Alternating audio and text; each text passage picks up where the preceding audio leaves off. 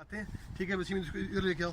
तो ये हमारे पास पॉइंट है, ये मैं काम कर रहा था वहाँ पे ना, तो इसको मैंने कोऑर्डिनेट इसके मैंने वो ना वहाँ पे इसको फिक्स किया था, ऊपर मैंने ले लिए थे। ये पॉइंट है, ठीक है, ये सिंपल पॉइंट है, इसको क्या जूम करना।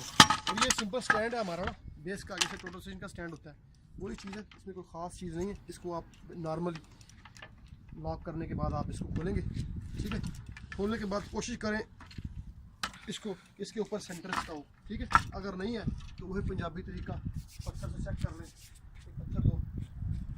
ठीक है, तकरीबन ठीक है, बाकी सेटिंग इसके ऊपर हम कर लेंगे इससे। ठीक है, तो इसको आप इन लेग्स को दबा लें, दबाने के बाद इसको टाइट कर लें। तो अगर आप पहली दफ़ा काम कर रहे हैं, अगर आपने फर्स्ट टाइम जीपीएस परचेज़ किया है, ठीक है, परचेज़ करने के बाद आप इसकी सेटिंग कर रहे हैं, ये उस चीज़ के लिए है।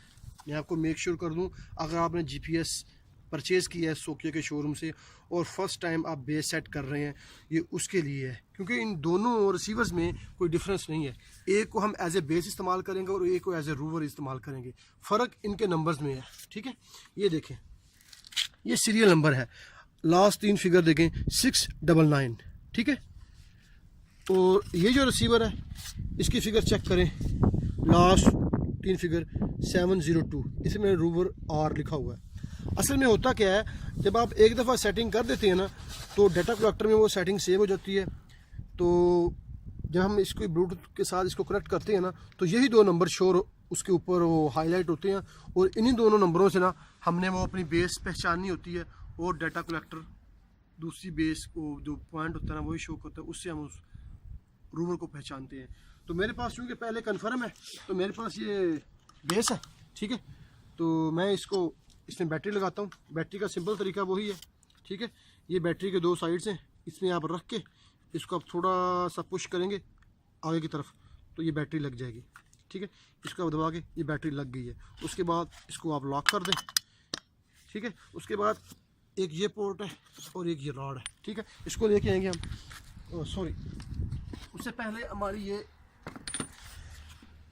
ये सोकिया में जो कोशिश करें, जो आई पीस है ना, आई पीस है, इसको अपनी तरफ रखें। ठीक है, ताकि आप एक काम करने में आपको आसानी हो। ठीक है, तो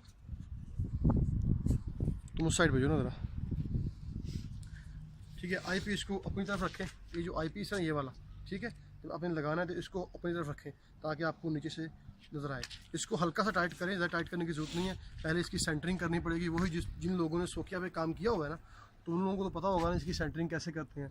तो जिन्होंने लाइका पे काम किया वो तो ऑटोमेटिकली लेज़र निकालती है। जो टोटल स्टेशन है, मैं जीपीएस की बात नहीं कर रहा, टोटल स्टेशन में लाइका के जितने भी इंस्ट्रूमेंट हैं वो ऑटोमेटिकली लेज़र निकलता है, उसकी सेंटरिंग जो है ना खुद से वो कंफर्म हो जाती है। लेकिन इसकी अगर करनी है तो करनी पड़ती है, तो उसके लिए सिंपल हम वही करेंगे।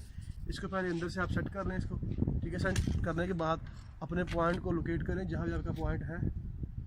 मैं इसको करता हूँ, थोड़ा टाइम लगेगा। ठीक है, तो